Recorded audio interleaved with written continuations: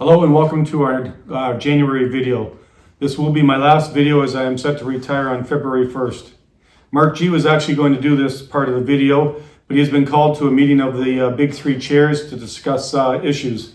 So you're stuck with me. I'm going to start with the Woodstock jobs. As of yesterday, Tuesday, January 27th, we have had 135 members apply for Woodstock.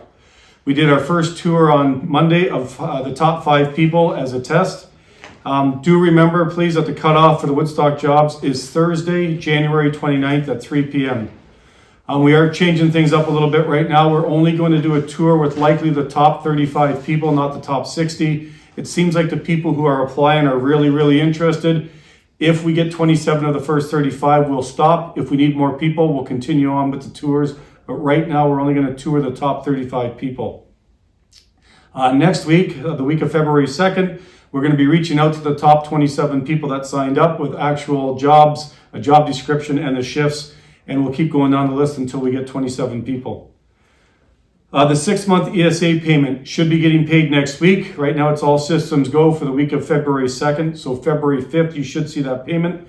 There will be a 6% vacation payout attached to the 6 months pay. They're trialing that right now, but as long as it all works, the people who were laid off prior to July 1st will see a 6 months vacation pay. Anybody laid off after July 1st, it'll be the difference between your full vacation and the 6%, whatever the difference is. We had a total of 74 members elect to retire, and another 29 members elect to leave the company for a grand total of 103 members. Congratulations to those people who have elected to retire and begin the next chapter of your lives. The vast majority of those people retiring had greater than 30 years of service. It really is amazing how fast the years go by. To the 29 who signed up to leave the plant, good luck wherever your road takes you. To all 103 members, Rob Galacci will be calling each of you. Whether you're waiting to retire or you're waiting on your VTEP package, Rob will contact each person when your paperwork comes in. So you're not going to get a package in the mail. Everything is going to Rob Galacci. He will call you from the union office and set up a time to meet one-on-one with him and have all your paperwork done. The next subject is the future of the Cammy plant. We've had a lot of meetings with both levels of the government, both federal and provincial, the heads of Unifor and with GM about possible options for our plant. The meetings are continuing, but the Trump administration is making it very tough on auto manufacturers to invest outside of the United States right now. But there are some Canadian solutions that are possible.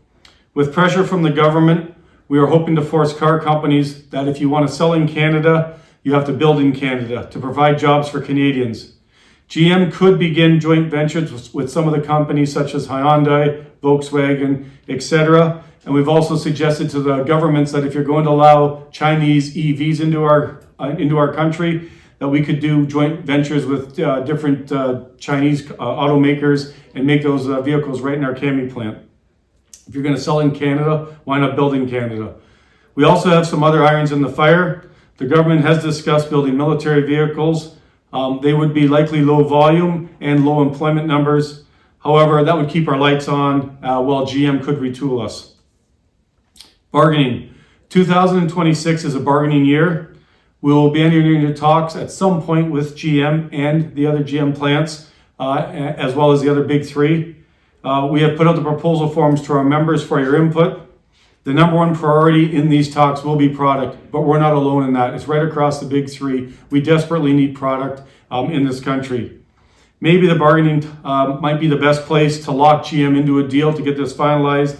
And if that's the case, maybe going into early bargaining might be an option that everyone should be considering. It might be beneficial to both parties to try and lock everybody in for the next 3 years. Time will tell. Good morning and welcome. This is one of my final days as your president. I'd just like to go over the last few years. I've been here almost 37 years. It has been great working for this local and in the membership here. A lot of people I could thank. I'm obviously going to miss somebody or someone, but I had a lot of great mentors over the years through the executive board from our past presidents, Brian Daly, Kathy Austin, Dan Borthwick, Joe Graves. A lot of good people on the executive boards over all the years. We went through 2 5-week strikes, really solidified our membership in '92. and then again in 2017. Had a lot of great work with Dan LaFranc as my second on the strike in 2017, and we've really helped the membership together. I know we've been going through a tough time the last few years. I truly do believe that the plant will rise again and everybody will be back to work. And there's a good future here for our community in Ingersoll. We're very well respected here in Ingersoll, our local, for all the volunteer work and all the stuff we do for community and service groups. So thank you, everybody, our communications committee, our newsletter committee, all of our other committees that worked over the years to promote our local, all the service groups that we helped, all of our volunteers. You see them on the soccer field, the ball diamonds all the time, at the arenas, helping all the kids, not only our own kids, but also the other kids in the community, and they really appreciate it. So I am done on Friday. January 30th is my last day at work, and I thank everybody very much. My plan is to continue to volunteer in the community and probably get involved with the local retiree chapter sometime down the road. I'd like to wish everybody all the best. Take care, and hopefully I'll see you on the street. Thanks. For the past 20 and a half years, I've had the honor and privilege of being your plant chair. I'd like to thank the membership for putting your trust in myself and our team. I'd also like to thank the members for surrounding me with some very good reps to work with for all these years. I tried to keep the office pretty open for reps to speak their minds. I never wanted to be surrounded by 20 yes men or 20 yes women. If you didn't agree with us, then speak up on behalf of your zone. It leads to some big debates, some big arguments, but also led to a lot of good discussions. Every rep's voice should be heard. I'm now on my 4th president and want to say a special thank you to them all. The first 2 presidents that I worked with have both passed, but Kathy Austin and Dan Borthwick were instrumental in helping me during my first couple terms. A huge thank you goes out to Joe Graves. Joe and I went through some extremely difficult times together, and I want to thank Joe for the phone calls, the late night talks, and for just being there to get our membership through some of these tough times. And to Brent Tree for the past 4 years. Even though he's a Leaf fan, his heart is in the right place, and he has served this membership for a long time. Congratulations, Brent. Enjoy your retirement. Here's to a long and healthy one. I also want to thank so many of our members, but too many to name. But early on, when I was first elected as a zone committee person, and then my first couple of years as chair, people such as Kathy Austin, Dan LaFranc, Kim Crump, Mike Reuter, Colleen Wake, and Chris Wilson really showed me the ropes and taught me a lot about representing the membership. And there have been many others since then. I'd also like to thank the A-Shift welding stamping members from back in the 1990s and the early 2000s for electing me as their zone committee person for 11 years. That started over 30 years ago now, but to the North End in welding, to the material handlers, and to the stamping guys and girls, thank you very much. We had a lot of laughs, and I bet I could still name almost all of you guys. Those were some great years, and thanks for giving me the support, for giving me time to learn, and for giving me my base of knowledge and the support to run for the plant chair. To Gary Reeder, Jerry Doyle, Mike Murphy, and to Arnie Small. For a couple of years, things were really tough, like really tough. Thanks for all the talks, the debates, but mostly for just being there. To Mike Murphy, our first coordinator. It was a job we defined as we went along, but Mike took the reins and really helped shape that job and became a great resource for our members. Mike's like an encyclopedia or Google of union knowledge. He knows the contract better than me, and he also likely saved my ass quite a few times. I'd get up at 6 in the morning, I'd get to work at 6 in the morning, write a bunch of emails, ask Mike to proofread them. He'd read them and then just hit delete.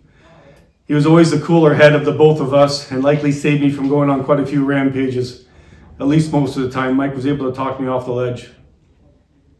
I also want to say a special thank you to our communications committee, to Keith, to Alan, and to Doris, who retired last year. I actually voted against the communications committee expanding a few years ago, and they have proved me wrong. They have always been here, sometimes on very short notice, but they've always been very professional, always worked hard behind the scenes, and they truly have been a big benefit, not just to myself, but to our entire membership. And finally, to all of our members, past and present. One area I really want to mention is how generous our membership is. Our United Way campaigns, we would raise hundreds of thousands of dollars annually. The last couple of years, over $500,000 every year. The response to our Canadian and world relief efforts, where our members always answered the bell and raised thousands of dollars, was just unbelievable. Our annual Christmas hamper campaign, our social justice fund, there are so many worthwhile causes that our entire plant, both hourly and salary, always answered. It was a great reflection of our plant to our communities. Our membership has also won numerous awards over the years. J.D. Power, Harbor Reports. We won those awards against the best of the very best. Our members' dedication to detail, to quality, has been proven time and time again. Don't ever believe our current situation has any reflection on your time and efforts. We truly were number one from all the GM plants because of all of you guys. A place that I believe we will get back to again. As I look back on some of the issues over the years, I do remember breaking quite a few chairs. I broke quite a few phones and a few brooms along the way. I actually broke my wedding ring once punching a door during bargaining in London.